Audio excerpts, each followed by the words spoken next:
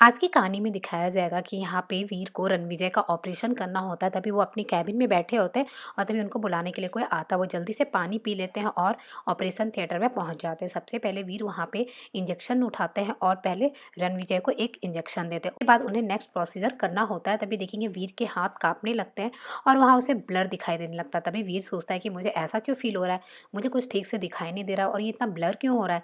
वीर को समझ में नहीं आ रहा होता। तभी वहाँ पे लोग पूछते हैं कि डॉक्टर साहब क्या हुआ, आप ठीक तो है। तभी वीर कहता नहीं नहीं मैं बिल्कुल ठीक हूँ। और यहाँ पे वीर को बहुत ही ज़्यादा चक्कर आ रहे होते हैं और कुछ भी ठीक से नहीं दिखाई दे रहा होता। यहाँ पे दिग्विजय, राजमाता और रानी तीनों परेशान हो रहे होते कि पता नहीं अंदर ऑपरेशन में क्या हुआ होगा। तभी देखेंगे बहुत सारे रिपोर्टर हॉस्पिटल में पहुंच जाते हैं और तभी इधर देखेंगे वीर भी ऑपरेशन थिएटर से बाहर आ जाता है। जैसे वीर बाहर आता है तो ये लोग देखते हैं कि वीर थोड़ा वहाँ पे लड़खड़ा रहा होता है। तभी ये लोग उन्हें संभाल रहे होते हैं। तभी देखेंगे सारे रिपोर्टर वीर के पास पहुंच जाते हैं और कहते सुना है आज आपने बहुत ही बड़ा ऑपरेशन किया है, ऐसा ऑपरेशन पहले आपने कभी नहीं किया, तो कैसा रहा ऑपरेशन। तभी देखेंगे वीर कुछ बोलने की हालत में नहीं होता है और वीर बहुत ज़्यादा लड़खड़ा रहा होता है। तभी यहाँ पे देखेंगे रानी से संभालने की कोशिश भी कर रही होती है। यहाँ पे रिपोर्टर कहते हैं कि आपने नशे में ऑपरेशन कर दी और वो लोग काफ़ी ज़्यादा गुस्सा होने लगते हैं और वहाँ पे सबको सुनाने लगते हैं कि वीर ने नशे के हालत में ऑपरेशन की, इस डॉक्टर का तो लाइसेंस ही रद्द हो जाना चाहिए। इधर रानी साहब इन लोगों को शांत कराती है और कहती है आप लोग शांत हो जाइए, जब तक सबूत नहीं है आप कैसे प्रूव कर सकते हैं। तभी वो लोग कहते हैं तो हमें इनका टेस्ट कराना चाहिए। तभी रानी साहब कहती टेस्ट भी होगा। तभी रानी साहब बोलती अभी क्या, अभी इनका टेस्ट किया जाए। तभी वो लोग कहते हैं कि ये हॉस्पिटल भी आपका है, बेटा भी आपका और टेस्ट भी आपका, तो हम कैसे भरोसा करें आप में। तभी वो लोग कहते हैं कि टेस्ट अभी होना चाहिए। तभी रानी साहब कहती ठीक है। यहाँ वीर को ले जाते हैं और अंदर उनका टेस्ट हो रहा होता है। सब लोग बाहर बैठ कर इंतजार कर रहे होते कि पता नहीं रिपोर्ट में क्या आएगा। फिर रानी को लगता है आखिर डॉक्टर साहब को यह नशा कैसे हुआ।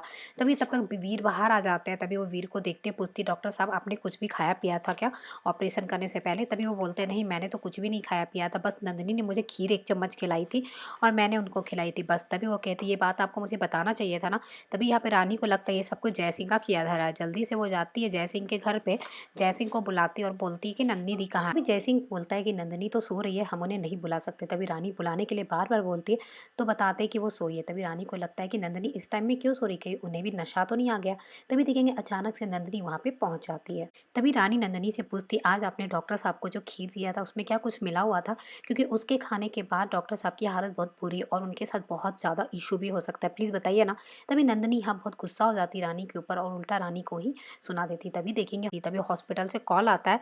रानी दौड़े दौड़े हॉस्पिटल में पहुंच जाती है। यहाँ जाती है तभी देखेंगे वीर एक फाइल लेकर खड़े होते हैं। वीर बताते हैं कि मेरा लाइसेंस रद्द हो गया रानी, अब मैं डॉक्टर नहीं रहा, अब मैं कुछ नहीं कर सकता, मेरा सारा प्रैक्टिस सब कुछ बर्बाद हो गया। तभी रानी को समझ में नहीं आता कि वो बोले तो क्या बोले। रानी भी बहुत ज़्यादा सैड फील कर रही होती है।